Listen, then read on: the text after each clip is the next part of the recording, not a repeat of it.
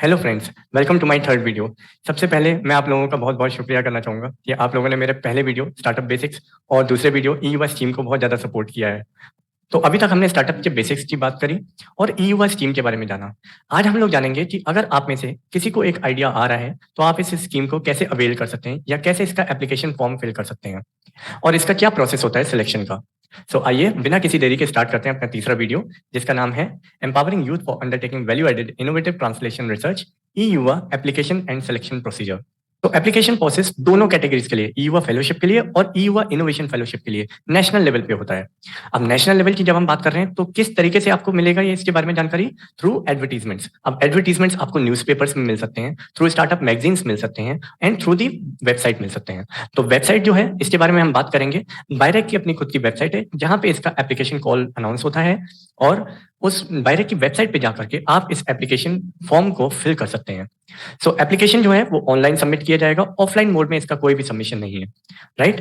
अब application form जो है उसमें आपको 3 चॉइसेस दी जाएंगी ई युवा सेंटर की जब आप इसका फॉर्म फिल करेंगे। तो हम इन सब के बारे में बात करेंगे अपने आने वाली स्लाइड्स में। मैं एक बार और आपको रिमाइंड करना चाहूंगा कि एप्लीकेशन प्रोसेस जब आप करेंगे, जब आप एप्लीकेशन फिल करेंगे तब आपको डोमेन्स के बारे में पता होना चाहिए। ऐसा नहीं होना चाहिए कि आप किसी और डोमेन में हैं या आपका आइडिया किसी और डोमेन का है और आप एप्लीकेशन किसी और चीज के लिए भर रहे हैं, ठीक है। तो आइए डोमेन्स के बारे में एक बार देख लेते हैं। तो सबसे इंपॉर्टेंट डोमेन्स जो कि बायरेक की ई युवा फेलोशिप स्कीम कवर कर रही है: health care, life sciences, diagnostics, medical devices, drugs, vaccines, drug formulations, delivery systems, industrial biotechnology, bioinformatics, agriculture, secondary agriculture, waste management, sanitation, clean energy, artificial intelligence, internet of things, automation with applications in any of this areas. मतलब इन सारे area में अगर आपका startup idea fall करता है तो आप इस एप्लीकेशन फॉर्म को फिल कर सकते हैं, आप ई युवा फेलोशिप के लिए अप्लाई कर सकते हैं, ठीक है। आगे बढ़ते हैं। अब देख लेते हैं आपका प्रपोजल का नेचर कैसा होना चाहिए अगर आप एक इनोवेशन फेलो हैं। अगर आप एक इनोवेशन फेलो हैं, translational research proposal to develop innovative products and technologies with potential to address unmet needs. मतलब आपका जो प्रोजेक्ट है वो इनोवेटिव होना चाहिए, जिसमें पोटेंशियल हो, जो अनमेट नीड्स ऑफ सोसाइटीज हैं, मतलब कुछ ऐसी प्रॉब्लम्स जिनको अभी तक नहीं सॉल्यूशन दिया गया है उनका, उन प्रॉब्लम्स को सॉल्व करने के लिए ऐसे सॉल्यूशंस पे आपको काम करना चाहिए। इस तरीके के प्रपोजल्स को बहुत ज्यादा प्रेफरेंस मिलती है, right. BIRAC innovation fellows are expected to initiate biotech startups. जब आप इस फेलोशिप के लिए, जब आप इसके लिए प्रपोजल डालेंगे तो आपसे एक्सपेक्ट किया जाएगा during your innovation fellowship programme, आपसे एक्सपेक्ट किया जाएगा कि आप बायोटेक स्टार्टअप्स को इनिशिएट करें अपने on the completion of your project, ठीक है। Hence only proposal with the potential to commercialise innovative products and technologies will be considered for support. अगर आपके प्रपोजल में कमर्शियलाइजेशन क्वेश्चन है या इनोवेटिव प्रोडक्ट है या टेक्नोलॉजीज हैं, तभी आपका प्रपोजल कंसिडर किया जाएगा। तो आपको बहुत ध्यान रखना है, आपका प्रपोजल इनोवेटिव होना चाहिए और उसमें ऐसा and it should meet the unmet needs and with that it should have potential to commercialise as well, right. अब जान लेते हैं ई युवा फेलोशिप के लिए आपका प्रपोजल का नेचर कैसा होना चाहिए। ई युवा फेलोशिप के लिए आपका प्रपोजल जो होना चाहिए वो ओरिजिनल होना चाहिए, रेपिटेटिव नहीं होना चाहिए, इंटरडिसिप्लिनरी नॉलेज उसमें इन्वॉल्व होना चाहिए। मतलब 2 साइंसेस इन्वॉल्व हैं या 2 डिफरेंट वेरियस फील्ड्स इन्वॉल्व हैं, 2 डिफरेंट फील्ड्स इन्वॉल्व हैं, तो बहुत अच्छी बात है। It should develop innovative biotech products, technologies with societal and commercial potential. Again ये पॉइंट बिल्कुल सिमिलर है इनोवेशन फेलोशिप की तरह, इंटरडिसिप्लिनरी होना चाहिए, इनोवेटिव होना चाहिए, ओरिजिनल होना चाहिए। बस इसमें यही मैंडेट नहीं है कि आपको स्टार्टअप करना ही करना है, लेकिन इनोवेशन फेलोशिप के केस में आपको स्टार्टअप करना ही है, ठीक है। आई होप मैं क्लियर हूं आपको इन दोनों चीजों के बारे में बताने के लिए। तो एक बार फिर से नजर डाल लेते हैं हमने क्या क्या डिस्कस किया। हमने एप्लीकेशन प्रोसेस के बारे में डिस्कस किया कि आपका एप्लीकेशन प्रोसेस कैसा होगा, नेशनल लेवल पे होगा, किन किन वेबसाइट्स के थ्रू होगा और आपको ऑनलाइन इसमें अप्लाई करना है। आपको 3 ई युवा सेंटर्स के चॉइसेस दिए जाएंगे और आपको कौन कौन से एरियाज इसमें कवर करने हैं, राइट। ये डिस्कस कर लिया हमने। अब हम डिस्कस कर रहे थे कि आपके इनोवेशन फेलोशिप के लिए अप्लाई कर रहे हैं तो आपका नेचर ऑफ प्रपोजल क्या होगा, आपके प्रपोजल में क्या क्या चीजें होनी चाहिए। इसी तरीके से अगर आप एक ई युवा फेलोशिप टीम के लिए अप्लाई कर रहे हैं, ई युवा फेलोशिप के लिए अप्लाई कर रहे हैं, तो आपके प्रपोजल में क्या क्या होना चाहिए, राइट। आगे बढ़ते हैं। अब हम बात करेंगे कि ई युवा फेलोशिप के लिए अप्लाई करने के लिए आपको बायरेक के पोर्टल पे कैसे प्रोसीजर करना है या क्या क्या स्टेप्स हैं उस पोर्टल पे जाके किस तरीके से आप काम करेंगे। तो सबसे पहले आपको टाइप करना है ऊपर यूआरएल में birac.nic.in, BIRAC.nic.in। जैसा कि इस एरो के साथ आप देख पा रहे हैं कि यहाँ पे जाकर के आपको birac.nic.in पे क्लिक करना है। जैसे ही आप ये क्लिक करेंगे आपके सामने एक पेज आएगा, ओवरव्यू इस तरीके से होगा, जिसका लेआउट इस तरीके से होगा। अब आपको लॉगिन दिखेगा और रजिस्टर दिखेगा। तो अगला स्टेप जो आपका रहेगा वो होगा रजिस्टर करना। सो आइए देखते हैं आपको आगे के स्टेप्स कैसे करने हैं। जैसे ही हम रजिस्टर पे क्लिक करेंगे तो यहाँ पे हमें दिखाई देगा new user and click here to register. तो आपको न्यू यूजर और क्लिक हियर टू रजिस्टर पे क्लिक कर देना है। क्लिक करने के बाद आपको यहाँ पे रजिस्ट्रेशन पेज दिखेगा, जहाँ पे आपको नीचे ऑप्शंस मिलेंगे कि यहाँ आप कौन सी स्कीम के लिए अप्लाई करना चाहते हैं। तो आपको सबसे नीचे जो दिखाई दे रहा है, click here to register and apply for E Yuva fellowship, E Yuva fellow scheme. ठीक है, तो आपको इसके ऊपर क्लिक कर देना है। आपको इसको क्लिक करने के बाद आपको जो पेज है वो दिखेगा अप्लाइंग एज एन इंडिविजुअल, आपको यहाँ पे नेक्स्ट कर देना है। तो इसी तरीके से सेम आपको पेज दिखते जाएंगे। जब आप नेक्स्ट कर देंगे तो नेक्स्ट करने के बाद E Yuva fellow user registration form fill करने के लिए आपको मिल जाएगा। तो आपको क्या करना है, अपना यूजर आईडी डालना है, जो भी आप यूजर आईडी बनाना चाहते हैं। और ध्यान रखिएगा जहाँ पे रेड एक्सट्रैक्ट बना हुआ है या रेड से हाईलाइट किया है वो आपको मैंडेटरी, आपको वो फिल करना ही करना है। इसी तरीके से आप एप्लीकेंट टाइप डालेंगे, आप इंडिविजुअल हैं अप्लाई कर रहे हैं तो आप इंडिविजुअल की तरह इसमें अपना नाम डालेंगे। Obviously when you are registering, जब आप रजिस्टर कर रहे हो तो आप इंडिविजुअल की तरह कर रहे हो। सो इट्स नॉट मैंडेटरी कि आपकी पूरी टीम को मिलकर इस पर रजिस्टर करना है। आप इंडिविजुअली इसमें रजिस्टर करिए और फिर अपनी टीम को इसमें फॉर्म में फिल कर दीजिए उनके बारे में डेटा। ठीक है, तो रजिस्ट्रेशन किसी एक का होगा। अब उसके बाद इंक्यूबेशन डिटेल्स की बात करते हैं। आपको क्या करना है, इंक्यूबेटेड की डिटेल्स डालनी है, मतलब अपने बारे में डिटेल्स देनी है आपको अपना नाम डालना है, आप कहाँ पर इंक्यूबेट होना चाहते हैं या होंगे उस जगह का नाम डालना है। ये मैंडेटरी नहीं है, आपको ईमेल मैंडेटरी डालना है अपना। और ध्यान रखिएगा ईमेल आपका सही होना चाहिए क्योंकि सारा कॉन्वर्सेशन आपको ईमेल से मिलेगा। फिर आपको अपने एड्रेस डालने हैं, address 1, address 2, permanent address as per your Aadhaar card, जैसा कि आपके आधार कार्ड में दिया हुआ है वैसा ही आपको डालना है। ठीक है, आपको कंप्लीट एड्रेस डाल लेना है। उसके बाद आपको अपनी कॉन्टैक्ट डिटेल्स देनी है, जैसे कि आपको मिस्टर लगाना है अगर आप लड़के हैं, अगर आप लड़की हैं तो मिस लगाना है। सो इस तरीके से आपको first name, last name, date of birth, gender, highest qualification, address, ये सारी चीजें आपको फिल करनी है। एक बार ये सारी चीजें आप फिल कर लेंगे, कॉन्टैक्ट डिटेल्स, मोबाइल नंबर और कैप्चा डालने के बाद जब फिल कर लेंगे तो आपको रजिस्टर पे क्लिक करना है। जैसे ही आप रजिस्टर पे क्लिक कर लेंगे आपका रजिस्ट्रेशन कंप्लीट हो जाएगा।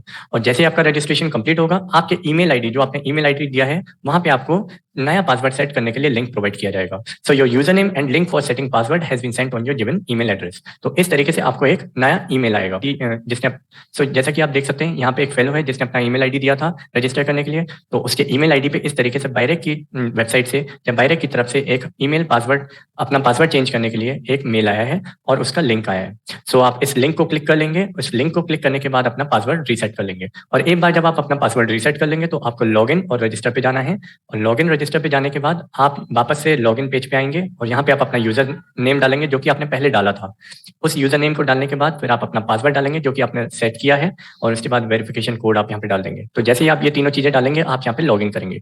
तो अब आप बायरेक की वेबसाइट पे रजिस्टर कर चुके हैं अपने आप को। अब आप एलिजिबल हो गए हैं कि आप बायरेक के पोर्टल पे जाकर के अपने प्रपोजल को सबमिट कर पाएंगे। सो आइए देखते हैं उसका क्या प्रोसीजर है। सो अब आपको जैसे ही आप इसमें लॉगिन करेंगे आपको वेलकम किया जाएगा। वेलकम करने के बाद आपको यहाँ पे कुछ पेजेस दिखेंगे, अलग अलग स्कीम्स दिखेंगी, जहाँ पे आपको न्यू लिखा हुआ आएगा यहाँ पे रेड कलर से, जैसा कि आप देख पा रहे हैं ई युवा फेलो न्यू। तो आपको इस पे क्लिक कर देना है। क्लिक करने के बाद आपको ये नेक्स्ट पेज पे लेके जाएगा जहाँ पे आपको दिखाई देगा call for proposal, click here to submit new proposal and proposal submitted. तो आपको क्या करना है, नया प्रपोजल सबमिट करना है। तो नया प्रपोजल सबमिट करने के लिए आपको यहाँ पे क्लिक करना है, जो एरो यहाँ पे दिया हुआ है इस एरो को क्लिक करने के बाद आपके पास प्रपोजल वाला पेज खुल के आ जाएगा। सो दोस्तों बड़ा ध्यान से देखिएगा, ये पेज आपके लिए बहुत इंपॉर्टेंट है। यहाँ पे आप अपने प्रपोजल की, यहाँ आप अपने आइडिया को डिस्क्लोज करने वाले हैं, लाइक आइडिया को बताने वाले हैं, प्रपोजल देने वाले हैं उसका, राइट। तो सबसे पहले आपको एप्लीकेंट टाइप लिखना है कि आप इंडिविजुअल हैं या फिर आप टीम हैं, दोनों ऑप्शंस आपको मिलेंगे यहाँ पे। ठीक है, तो आप इंडिविजुअली अप्लाई करें तो इंडिविजुअली नाम डालेंगे, अपना नाम डालेंगे, यहाँ पे आप अपना एप्लीकेंट टाइप डालेंगे। ठीक है, उसके बाद एप्लीकेंट नेम डालेंगे और आप किस तरीके, आप कौन सी स्कीम के लिए अप्लाई करना चाहते हैं। ई युवा स्कीम के अंदर 2 फेलोशिप्स हैं, ई Yuva fellowship and E innovation fellow. तो अगर आप एक इंडिविजुअली अप्लाई करना चाहते हैं तो आप इनोवेशन फेलो की तरफ जाएंगे। अगर आप एक टीम में अप्लाई करना चाहते हैं, अंडर ग्रेजुएट हैं, तो आप ई युवा फेलोज के लिए जाएंगे। तो आप ई युवा फेलो पे क्लिक करेंगे। उसके बाद अपने टाइटल, जो अपना प्रपोजल है उसका एक टाइटल देंगे। टाइटल दोस्तों ध्यान रखिएगा, title should be very clear. आपके टाइटल से ही पता चल जाना चाहिए कि आप किस टॉपिक पे काम करने वाले हैं।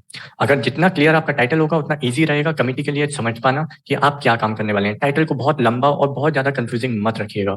ठीक है, अगर कोई डाउट आता है तो आप नीचे कमेंट्स में मुझसे पूछ सकते हैं या मुझे डायरेक्टली कॉन्टैक्ट भी कर सकते हैं। पिछले वीडियोस में मेरा नंबर भी दिया हुआ है, उन वीडियोस को जाकर के देखें क्योंकि ये एक सीरीज में मैं एक बना रहा हूँ वीडियो। स्टार्टअप बेसिक्स के बारे में मैंने पहले बताया, फिर मैं उसके बाद ई युवा स्कीम के बारे में बताया, अब मैं ई युवा स्कीम में कैसे अप्लाई करना है उसके बारे में बता रहा हूँ। आने वाले वीडियोस में मैं आपको और भी नई नई चीजें ला करके बताऊंगा। तो वापस आते हैं इसके ऊपर। इसमें हम कैटेगरी की बात कर रहे हैं। अब कैटेगरी वाला पॉइंट बहुत इंपॉर्टेंट है। सो आपको अपने आइडिया के बेसिस पे अपनी कैटेगरी डिसाइड करनी है। अगर आप कोई पॉइंट ऑफ केयर डिवाइस बना रहे हैं तो ऑब्वियसली आप हेल्थ केयर वाला कैटेगरी डालेंगे। अगर आप एग्रीकल्चर रिलेटेड बना रहे हैं तो एग्रीकल्चर डालेंगे। तो आपको यहाँ पे 8 से 10 कैटेगरीज प्रोवाइड करी जाएंगी, जिनको आपको क्लिक करना है और क्लिक करने के बाद यहाँ पे सिलेक्ट करना है। अब आपको बताना है नंबर ऑफ टीम मेंबर्स। तो जैसा कि मैंने अपने पिछले वीडियो में बताया था, आपकी एक ई युवा फेलोशिप की टीम में आपके पास 3 से 5 लोग होना मैंडेट है। तो मिनिमम 3 लोग चाहिए ही चाहिए, या 5 लोग आप मैक्सिमम अपनी टीम में रख सकते हैं, राइट। तो फिर उसके बाद नेक्स्ट पॉइंट क्या रहेगा, आपकी 3 प्रेफरेंसेस क्या हैं। तो ये बहुत इंपॉर्टेंट है। आपके आसपास जो भी ई युवा सेंटर है, या आपके नियर बाई स्टेट में जो ई युवा सेंटर है, या आपके ही स्टेट में है, तो पहला प्रेफरेंस आप अपने स्टेट वाले को देंगे, राइट। जैसे राजकोट में अगर कोई अप्लाई करना चाहता है या महाराष्ट्र से है, तो वो राजकोट में अप्लाई कर सकता है, ठीक है। तो आत्मीय यूनिवर्सिटी राजकोट के पास है। 10 ई युवा सेंटर्स की डिटेल मैंने अपने पिछले वीडियो में दी है, आप उसमें जाकर के देखिए। उसमें आपको 10 के 10 ई युवा सेंटर्स के बारे में डिटेल्स मिल जाएंगी। सेकंड प्रेफरेंस आप दूसरी रख सकते हैं। मान लीजिए पहले वाले में सारी सीट्स फुल हो जाती हैं, तो आप सेकंड वाले में फिल कर सकते हैं एप्लीकेशन, ठीक है। इसी तरीके से थर्ड प्रेफरेंस रखनी है। तो मोस्टली यही होता है कि आपको पहला प्रेफरेंस के हिसाब से ही आपको वो सीट अलॉट कर दी जाए, ठीक है। आपको सेव एंड कंटिन्यू करना है और नेक्स्ट पेज पे आना है। अब एक बार जब आप ये भर लेंगे तो आपका जो बेसिक इंफॉर्मेशन है वो इस तरीके से दिखाएगा, उसका स्टेटस डन करके लिखा हुआ आएगा। अब आपको क्या करना है, अब आपके पास 5 चीजें, चार चीजें और बची हुई हैं। टीम मेंबर्स की डिटेल देनी है, टीम रिप्रेजेंटेटिव की डिटेल देनी है, मेंटर्स की डिटेल देनी है और प्रपोजल की डिटेल देनी है। तो आपको एक एक करके यहाँ पे क्लिक करते जाना है और ये सारी डिटेल्स देते जाना है। सो देखते हैं टीम मेंबर्स की डिटेल में क्या है। टीम मेंबर्स की डिटेल में आपको टीम मेंबर का नाम लिखना है, कंप्लीट नाम लिखना है, उसका इंस्टीट्यूट का नाम क्या है, कॉलेज का नाम क्या है, एड्रेस क्या है कॉलेज का, कौन से सेमेस्टर में पढ़ रहा है, कौन सा ईयर है, और उसके बाद कौन सा स्पेशलाइजेशन कोर्स कर रहा है वो, उसका जेंडर क्या है, उसका रोल नंबर क्या है, उसका कॉलेज आईडी क्या है। ये सारी चीजें बहुत इंपॉर्टेंट है फॉर द रिकॉर्ड पर्पस। अगर आप इसमें से कुछ भी मिस करते हैं तो ये एप्लीकेशन आपकी नहीं ली जाएगी, राइट। आपका इंडियन सिटीजन है या कौन सा सिटीजन है वो बताना है आपको। आपको आधार कार्ड का प्रूफ देना है, आपको अच्छी सी क्लियर फोटोग्राफ खींच के या स्कैन फोटोग्राफ आपको यहाँ पे अपलोड करनी है। ईमेल आईडी देना है अपने टीम मेंबर का, पर्सनल एड्रेस देना है उसका, डिस्ट्रिक्ट देना है और मोबाइल नंबर देना है, और एक ऑथराइजेशन लेटर उसके कॉलेज से उसको दिलवाना है कि हाँ उसका कॉलेज उसको अलाउ कर रहा है कि आप इस स्कीम के लिए अप्लाई कर सकते हैं, हमें इसमें कोई भी दिक्कत नहीं है, नो ऑब्जेक्शन सर्टिफिकेट, ठीक है, to whom so ever it may concern. इस तरीके से उसको वो भी अपलोड करना है। तो ये तो हो गई टीम मेंबर्स की डिटेल, ठीक है। अब आ जाते हैं टीम रिप्रेजेंटेटिव की डिटेल। टीम रिप्रेजेंटेटिव कौन हो, आप होंगे। अगर आपकी टीम में आपको लगता है कि आप टीम लीडर बन के काम कर सकते हैं, आप पूरी टीम को मैनेज कर सकते हैं, तो आप अपनी डिटेल्स को यहाँ पे अपडेट करेंगे, ठीक है। या आपको लगता है कि आपकी टीम में कोई और ऐसा मेंबर है जो कि इस टीम को अच्छे से लीड कर सकता है, जो कि हर चीज का ख्याल रख सकता है, आने वाले टाइम में सारी ड्राइव्स, सारे डॉक्यूमेंटेशंस का, सारी टीम का जो फ्लो है वो प्रॉपर रहे, माइलस्टोन्स प्रॉपर्ली अचीव हों, यूसीस ऐसी सबमिट करने, इन सब चीजों का ध्यान रख सकते हो, तो आप एक टीम रिप्रेजेंटेटिव बन सकते हो, ठीक है। अब बात करते हैं मेंटर्स की डिटेल। तो it is very important in case of E Yuva fellowship if you are applying. अगर आप एक अंडर ग्रेजुएट हैं, आपको एक टीम बनानी है और आपको एक मेंटर सेलेक्ट करना है। अब वो आपके कॉलेज से भी हो सकता है, आपके कॉलेज में ही सारी टीम मेंबर्स हो सकते हैं, या डिफरेंट कॉलेजेस से टीम मेंबर्स हो सकते हैं, लेकिन मेंटर एक ही होगा किसी एक इंस्टीट्यूट का, क्योंकि ये जिम्मेदारी लेगा कि उसके पास जितना भी ग्रांट का अमाउंट आएगा वो मेंटर का इंस्टीट्यूट है वो हैंडल करेगा। So mentors institute will be responsible for the grant handling, right. तो मेंटर की सारी डिटेल देनी है, जैसा कि हम इसमें लिखा हुआ है, डेजिग्नेशन, ईमेल, इंस्टीट्यूट एड्रेस, और फिर फाइनली एक अंडरटेकिंग देना है बाय द मेंटर। तो मेंटर को एक अंडरटेकिंग देना होगा कि हाँ मैं इन बच्चों के लिए जिम्मेदारी लेता हूँ या लेती हूँ, और मैं इनका पूरा प्रोजेक्ट कंप्लीट करवाऊंगा या करवाऊंगी, और इस तरीके से मैं अपनी ड्यूटी पूरी निभाऊंगी या निभाऊंगा, ठीक है। तो आपको मेंटर को बहुत ज्यादा इसमें ध्यान देना है, और मेंटर को बच्चों को गाइड करना है टाइम टू टाइम, और उनकी रेस्पॉन्सिबिलिटी लेनी है। इसमें मेंटर का क्या बेनिफिट है, मेंटर का बेनिफिट है कि मेंटर का जो प्रोफाइल है वो बहुत ज्यादा डेवलप होगा इससे। मेंटर एसोसिएट हो रहा है बायरेक से, बायरेक एक गवर्नमेंट की सेक्शन 8 कंपनी है। सो मेंटर का, और ऑब्वियसली जैसे एक मेंटर, जैसे एक पीएचडी गाइड होता है, वैसे ही एक मेंटर होगा बायरेक ई युवा फेलोशिप के लिए। तो एक नेशनल लेवल फेलोशिप कॉल को मेंटर करना भी एक तरीके से करियर डेवलपमेंट है, राइट, प्रोफाइल डेवलपमेंट है। तो मेंटर के लिए ये बेनिफिट होगा।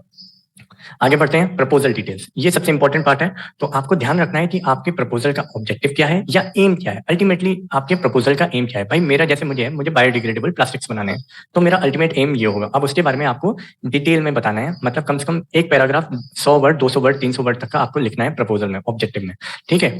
अब भाई ऐसी कौन सी प्रॉब्लम स्टेटमेंट है जो कि अभी तक सॉल्व नहीं करी गई है या सॉल्व करना बाकी है, या उसमें आपको एक गैप दिखता है, तो वो प्रॉब्लम स्टेटमेंट के बारे में आपको लिखना है यहाँ पे, अगेन 200-250 वर्ड्स में, या आपका 300 भी हो सकता है, ठीक है। उसके बाद प्रपोज सोल्यूशन क्या है आपके पास, तो आपको सोल्यूशन के बारे में बताना है। फिर कुछ एक हाइपोथेसिस करके बताइए कि अच्छा मैं इस तरीके से सोच रहा हूँ, अगर ये होगा तो ये होगा। सो एक हाइपोथेसिस सोल्यूशन आपको आपको प्रोड्यूस करना है in the form of words, in the form of paragraph, ताकि हम आपकी थिंकिंग एबिलिटी भी देख पाएं कि आप किस तरीके से सोच रहे हैं, क्या ये फीजिबल होगा या नहीं होगा। आपको कमर्शियल पोटेंशियल भी बताना है अपने प्रोडक्ट का, अपने आइडिया का, जो कि और क्या बिजनेस प्लान होगा या किस तरीके से आप सोच रहे हैं। जैसा कि आजकल आप पिचेस देखते हैं ना शार्क टैंक इंडिया और इन सब चीजों में, लोग काम करते हैं, लोग प्रपोजल लेके आते हैं, स्टार्टअप आइडिया लेकर के आते हैं, उसी तरीके से आपको एक फिल आउट करना है। ठीक है, सो उस बेसिस पे क्या होगा, हम इंटरनली इसको इवेल्युएट कर पाएंगे और फिर एक्सटर्नल कमिटी तक लेके जा पाएंगे कि हाँ, हमें इस आइडिया में पोटेंशियल दिखता है और ये आगे चल के एक अच्छा स्टार्टअप बन सकता है। अब हमें क्वार्टरली माइलस्टोन्स इसमें प्रोवाइड करने हैं, 4 भी हो सकते हैं, 5 भी हो सकते हैं, लेकिन क्वार्टरली की बात कर रहे हैं तो 4 माइलस्टोन्स आपको मोटे मोटे देने हैं।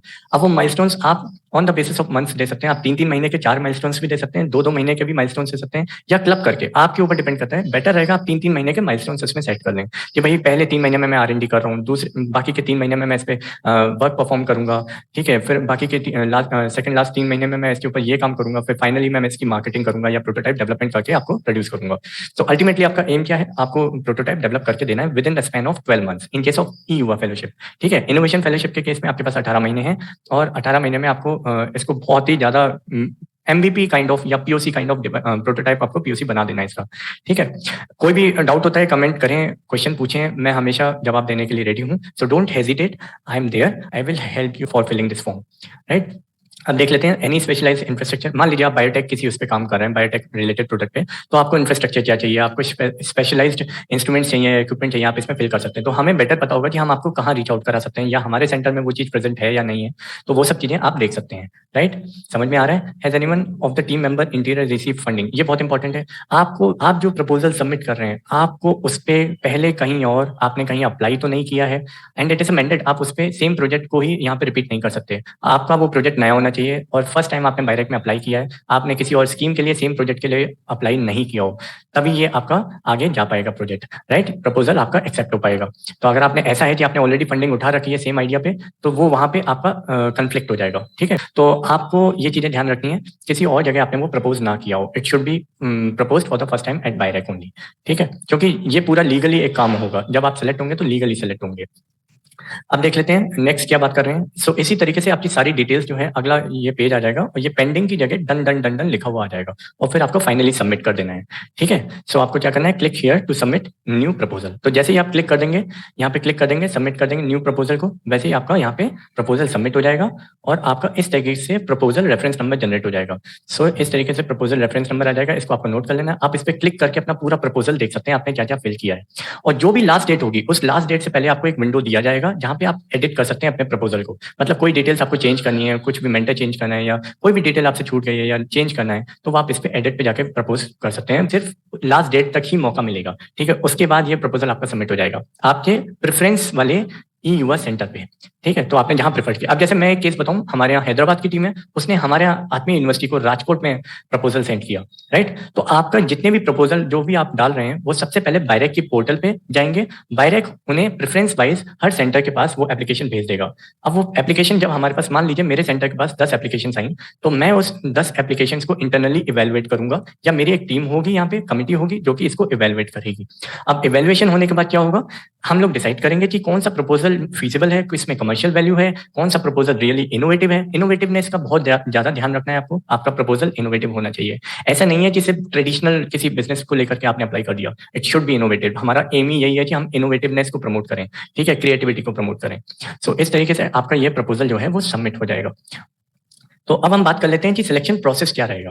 तो सबसे पहले सेंटर वाइज लिस्ट, जैसा कि मैंने आपको बताया कि वो हमारे पास हर ई युवा सेंटर के पास लिस्ट भेज दी जाती है, जिसमें फिर उसके बाद होता है एलिजिबिलिटी चेक। जैसा कि आप यहाँ देख पा रहे हैं, तो हम आपकी एलिजिबिलिटी देखेंगे, भाई ई युवा फेलोशिप के लिए कौन बच्चा एलिजिबल है या कौन एलिजिबल नहीं है। ठीक है, तो उसके बाद हम उसको इवेलुएट करेंगे। Second point, short listed applicants team will be called for presentation. ये बहुत इंपॉर्टेंट पॉइंट है। अब एक बार आप आपका एलिजिबिलिटी में हो जाता है, तो जैसे ही हम उसको एलिजिबल क्लिक करेंगे, आपके पास एक मेल आएगा थ्रू बायरेक एंड थ्रू ई युवा सेंटर कि आप एलिजिबल हैं, आपका इसमें फर्स्ट राउंड क्लियर हो गया है। अब उसके बाद फर्स्ट राउंड के बाद हम आपके जो टीम से उनको बताएंगे कि आपको प्रेजेंटेशन किस तरीके से बनानी है। सो बायरेक के द्वारा एक प्रोवाइड किया गया है प्रेजेंटेशन, वो मैं अपने नेक्स्ट वीडियो में कवर करूंगा कि प्रेजेंटेशन आपको कैसे बनानी है। किसी भी स्टार्टअप आइडिया पे अगर आपको काम करना है तो किस तरीके से प्रेजेंटेशन बनानी है, किस तरीके से आपको क्या क्या चीजें ध्यान रखनी है वाइल प्रेजेंटिंग योर प्रेजेंटेशन या प्रपोजल। ठीक है, तो अभी क्या है, आपको प्रेजेंट करना है in front of technical expert committee along with BIRAC nominee at respected EYCs. तो आपको ईवा सेंटर पे जाना है या वॉट एवर ऑफलाइन मोड है या ऑनलाइन मोड है, आपको वहां जाना है, आपको अपने आइडिया को प्रपोज करना है। तो एक बार जब आप अपना आइडिया प्रपोज कर देंगे तो उसके बाद आपके सिलेक्शन के चांसेस बढ़ जाएंगे। तो so if you get selected, तो सिलेक्टेड एप्लीकेंट्स को बुलाया जाएगा, will be called as बायरेक युवा फेलोज एंड बायरेक इनोवेशन फेलोज। उसके बाद फाइनली जब आप सेलेक्ट हो जाएंगे तो आपको एक अग्रीमेंट साइन करना होगा। इस अग्रीमेंट के ऊपर भी मैं एक सेपरेट वीडियो बनाऊंगा अपनी सीरीज में कि कैसे उस एग्रीमेंट में क्या क्या क्लॉजेज होते हैं, क्या क्या चीजें होती हैं, वो आपको समझनी होंगी। ठीक है, आपके मेंटर के साथ एग्रीमेंट होगा, आपके साथ एग्रीमेंट होगा, सो राइट, आपकी टीम के साथ होगा, और 1 साल का फाउंडेशन होगा आपका। सो अगर इसके ई स्कीम के बारे में समझना है कि उसमें फाउंडेशन में क्या डिटेल्स है, आप पहले वाले वीडियो को जाकर के देखें। ठीक है, कोई भी डाउट हो, कोई भी मन में क्वेश्चन आ रहे हों तो आप कमेंट में पूछ सकते हैं या मुझे कॉल कर सकते हैं। बेटर रहेगा कमेंट में पूछें ताकि और लोगों को भी वो उन चीजों का आंसर मिलता जाए। आज के लिए इस वीडियो में इतना ही, और मैं बहुत बहुत आप लोगों का थैंक यू करूंगा मेरे दोनों वीडियोस को सपोर्ट करने के लिए। पहला था स्टार्टअप बेसिक्स और दूसरा था मेरा ई युवा स्कीम के बारे में, और तीसरा वीडियो जो आपने देखा वो था ई युवा की एप्लीकेशन का फॉर्म कैसे फिल करना है, क्या प्रोसीजर है एप्लीकेशन का फॉर्म फिल करने का, और क्या सिलेक्शन का प्रोसीजर है। ठीक है, अगर आप लोगों को कोई डाउट है तो आप मुझसे पूछ सकते हैं। Thank you so much. अगर आपको कंटेंट अच्छा लग रहा है तो मैं आप लोगों से रिक्वेस्ट करना चाहूंगा कि प्लीज इसको सब्सक्राइब करें और बेल आइकन दबा दें ऑल नोटिफिकेशंस का, जिससे कि मेरे आने वाले वीडियोस आपको मिलते रहें। मैं पूरी मेहनत से कोशिश करूंगा कि आप लोगों को जितना इन्फॉर्मेशन मैं दे पाऊं उतना आपको मिलता रहे टाइम टू टाइम।